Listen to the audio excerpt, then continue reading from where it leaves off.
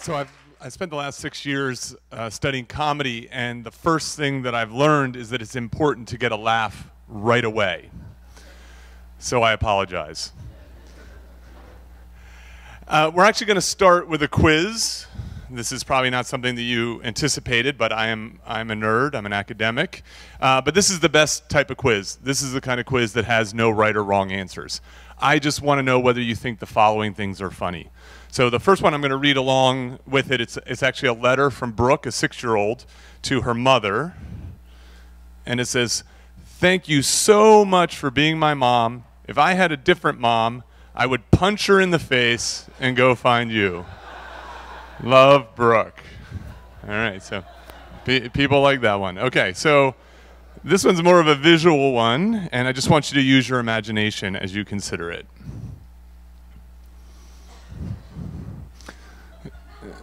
It may be difficult for folks in the back, but this gentleman has leapt off of a balcony onto a group of air mattresses. So it may be too early for that one. This one, this is going to be Friday night, right? That's the one for Friday night. And then finally, best pickup line ever. Okay, so Brooke wins. Brooke wins. Okay. Well, we're going to come back to these after I've talked about what makes things funny, and we'll deconstruct them, why they were funny, why they were not funny to each of you. Just a quick note, I probably don't have to point this out to this group, but understanding what makes things humorous is actually a really important question. And the reason for that is that humor has been implicated in a wide variety of things. So it helps people cope with pain, stress, and adversity. The act of being humorous or being in an amused mood improves our creativity, it broadens our perspective, it helps us problem solve, and then it's hugely important in terms of social interaction. So people who are funny are well liked, brands that are funny are well liked. It can help us navigate the normal stresses and strains that come from being human, with interacting with people who are different from us, who have different opinions, and so on. So when I stumbled onto this question of what makes things funny, I was actually giving a talk at Tulane University. I was giving a talk on what makes things wrong. I had been studying moral violations, and I gave an example of a moral violation, and the audience laughed. Someone raised their hand in the back and said, "Pete, you say that moral violations cause anger and disgust, and yet we're laughing, we're expressing positive emotion. Why?" And I stood there, I was totally dumbfounded by this, and I said, "I don't know." And at that point, I had been studying emotion and decision-making for over 10 years. I had never considered the question. I had never written a paper about it. I knew nothing about this very important topic. And so I came back to Colorado, and I did something that I'm not terribly proud of. I did something that my undergraduates do when I give them an assignment. I Googled it. And this is what comes up if you Google what makes things funny. And what I've realized since then is that I'm actually studying the wrong thing. I should be studying what makes things creepy, because people seem to care more about that. And but I'll let the real scientists figure out what makes things glow in the dark, because that seems like a tougher question. The first thing that I realized was that people a lot smarter than me have been trying to crack the humor code. So Plato and Aristotle wrote about this 2,500 years ago. Immanuel Kant, Sigmund Freud, Thomas Hobbes, all have weighed in on this topic. The one thing that they didn't have going for them was science. They didn't have the ability to conduct experiments and to look at this from a scientific standpoint. And that's led me to launch the Humor Research Lab, which we affectionately refer to as HURL, in order to do this. And so what started to happen was I started looking very broadly across philosophy, ethology, evolutionary biology, psychology, anthropology, and so on, looking for clues as to what makes things funny. And one of the best set of clues is to find a parallel case of this experience in animals. So in the same way that non-human primates, rats, and humans all can experience fear or anger, I wanted to try to find out, is there something that cuts across all of those species that's akin to humor? And I'm going to show you a video. In this video, when I saw it, just blew me away, that there's evidence that rats laugh. And I'll make an argument that they laugh at very much the same things that we laugh at least the same kind of conditions. So here we go. These animals would begin to enjoy our company, and they would start to play with our hands, and wherever we would put our hands, they would follow it.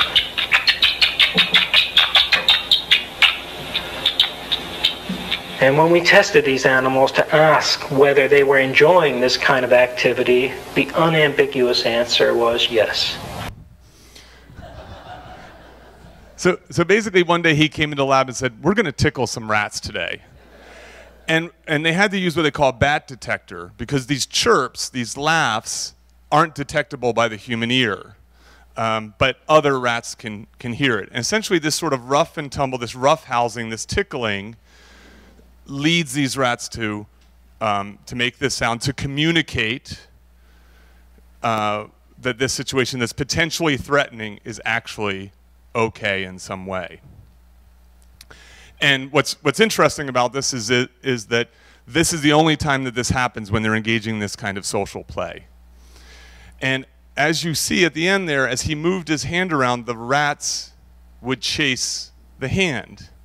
Well, that is not unlike when you go to a party and you see your friend and you head over to your friend. You're chasing a hand that creates enjoyment for you. That does not sound right. I did not mean for that to come out in that way.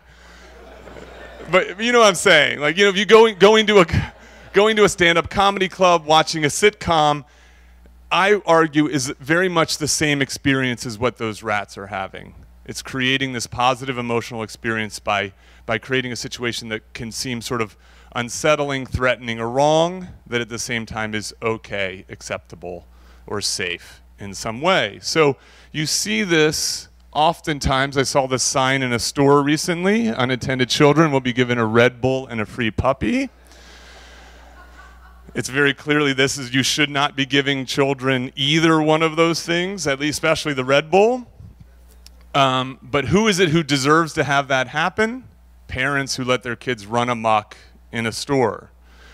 If you remove the thing that's wrong about that situation, you get a fairly standard sign. There's nothing amusing about that, right? This situation is just okay. It's just acceptable.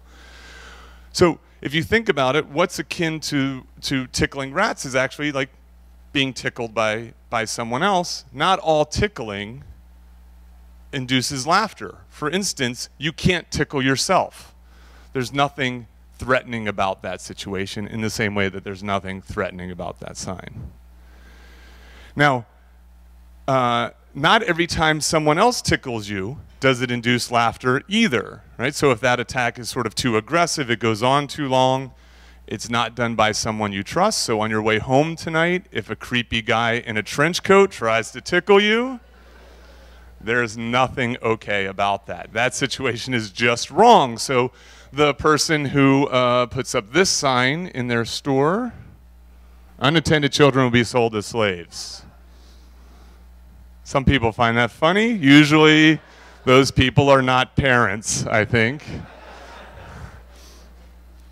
So it's very difficult to see this as okay, although the laughter that indicates that there are vast differences in what people often find to be funny.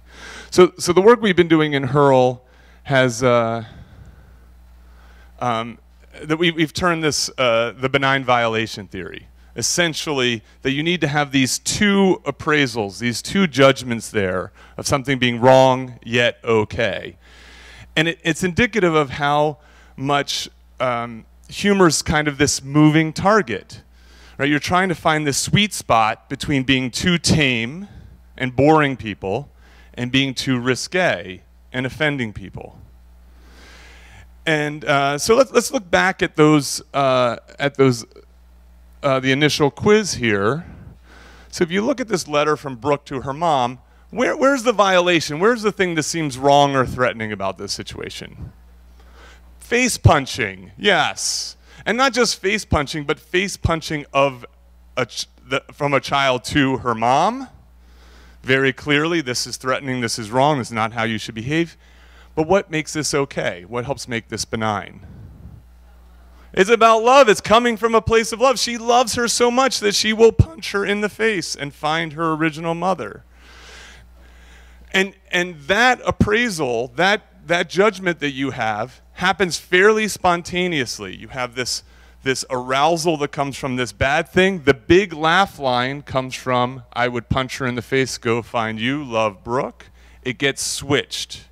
Right? So that thing that's threatening wrong gets switched into something that's okay and thus positive, and you laugh to indicate to others, I see this benign violation.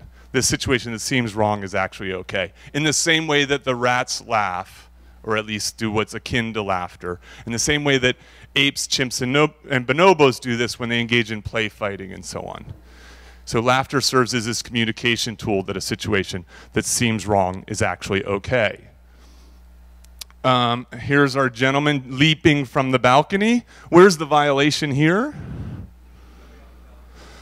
Generally, jumping off a balcony is not a good thing to do. There's a good deal of stupidity, I would say, goes along with this. But yet, what makes this okay? What makes this acceptable or benign? Nothing has happened, right? So this thing that seems so bad is only a possibility. Perhaps he's the genius here. Perhaps this will turn out really quite well. And then how about our pun here? Best pickup line ever. What's wrong with this situation? It's a misuse of best pickup line ever. So usually this refers to a dating, mating kind of context.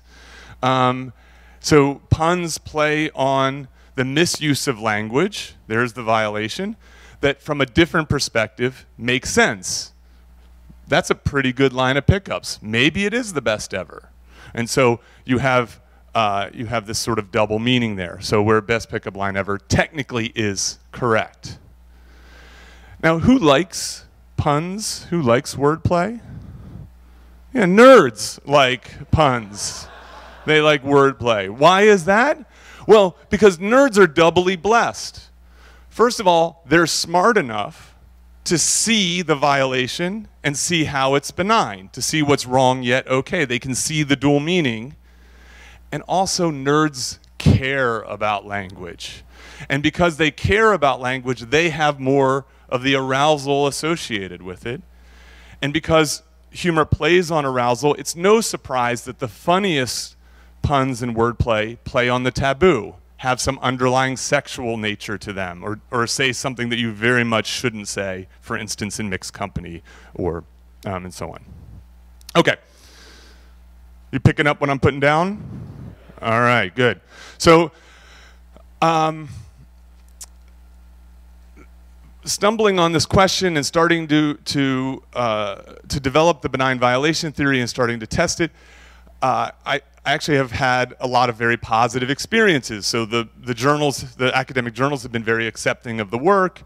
Generally, I can kind of bring people around, maybe not Bob Mankoff, but most people around to this idea. But it hasn't been all positive. So I ended up meeting a journalist, Joel Warner, and he invited me out one night to critique the comedians at an open mic night in Denver.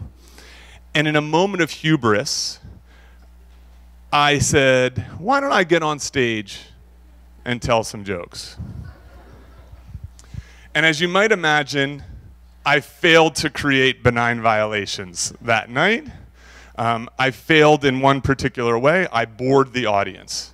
So my jokes were much, much too tame for this audience full of wannabe comedians and dirtbag hipsters.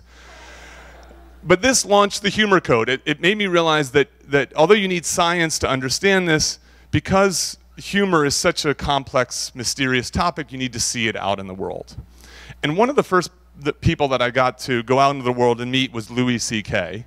And Louis C.K., by all accounts, is one of the top stand-up comedians today. I'm a big fan of him. I was very excited to tell him about the theory. Met him in the green room of a big theater.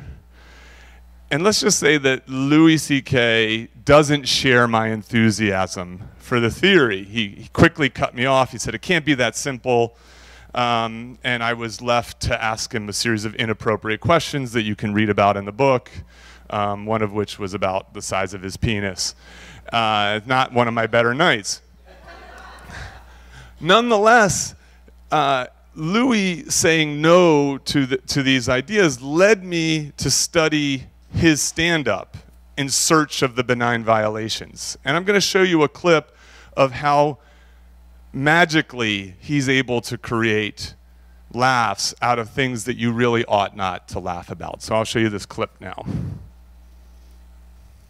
Everybody has a competition in their brain of good thoughts and bad thoughts. Hopefully the good thoughts win. For me, I always have both. I have like the thing I believe, the good thing. That's the thing I believe. And then there's this thing. And I don't believe it, but it is there. It's always this thing and then this thing.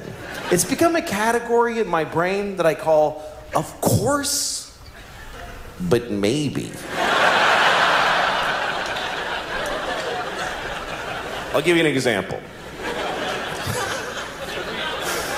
Okay, like of course, children who have nut allergies need to be protected. Of course. We have to segregate their food from nuts, have their medication available at all times, and anybody who manufactures or serves food needs to be aware of deadly nut allergies. Of course. But maybe, if touching a nut kills you, you're supposed to die.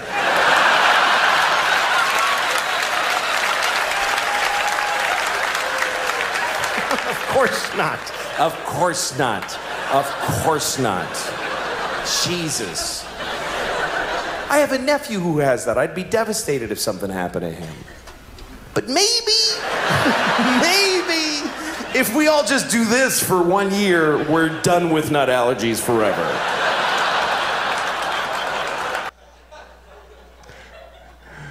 So Louis doesn't need the benign violation theory to be funny, but that doesn't mean that it's not operating. So if you think about this bit, he's saying something that's really unpopular, but yet we've all experienced the kind of annoyances that may come with food allergies around in our lives. And if you think about it, his biggest laugh lines are when he's saying that that thing that's really, really wrong.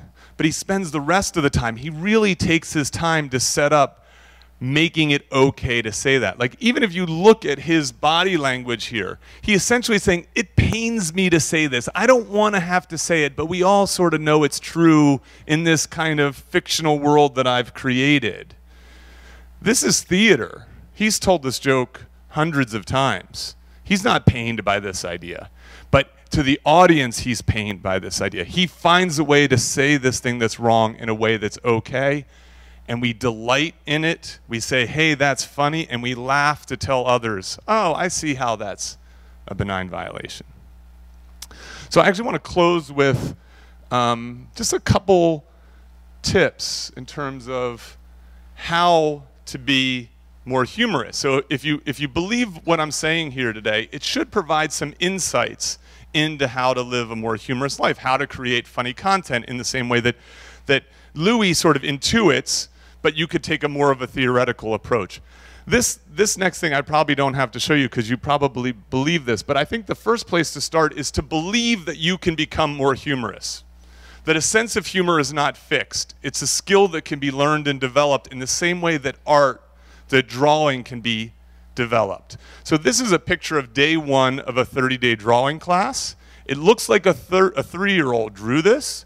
It's not. It is this woman drawing her self-portrait there. Is that if you ask people, well, you know, how good, can you get better at art? Most people say, no, you're either good at art or you're not good at art. But you can develop it and you can practice it. So you can be taught the skills along the way to get better at this. And I think that this occurs with humor also. So the first place I would start is to think about the work of Jerry Seinfeld. So Jerry Seinfeld takes a particular approach to comedy. He takes situations that are seemingly okay, and he points out what's wrong with them. And we created a hit television show about nothing that essentially did that week in and week out. Find the things that seem amiss about some situation, and then point that thing out, observe that thing, and people will go, oh, I recognize that, I see that. So he has an old bit that I really like about, he's buying socks, and he points out how the socks come with these hangers, these little hangers. And then he says, do I need that hanger? What do I need that hanger for? So we've all bought socks, we've all seen that, we've never thought about how weird that is to have a little tiny hanger and how useless it may be, except for little sock closets. The other strategy comes from taking that thing that's very wrong and finding a way to make it okay. We call this the Silverman Strategy, after Sarah Silverman, who every time she gets on stage, she commits a hate crime. But nonetheless, she finds a way to make this okay in some way, in the same way that Louis C.K. would do that. And then the final thing I would say is, in conclusion, is that it often helps to find the right target. So oftentimes the best target is to start with yourself, as I did at the beginning of this talk, where I made fun of myself for my lack of ability to be funny. You see this time and time again when people have too soon comedy fails. So you'll see this on Halloween, where people have really insensitive costumes where they make fun of the wrong people. So they make fun of Ebola victims or Ray Rice costumes that will make fun of people who experience domestic violence. You're really much better off taking aim at, and I think comedians agree with this, is that the best form of comedy takes aim at folks in power. So takes aim at the people who are sort of scary in the world, the things that are wrong. So for New Yorkers, I think you'll appreciate this. On our Humor Code travels, we came to New York, and we met with Todd Hansen, who was head writer of The Onion when they had their most famous issue, which came out 2 weeks after the 9/11 attacks. And at that point in time, if you remember, there really was very little funny in the United States at the time.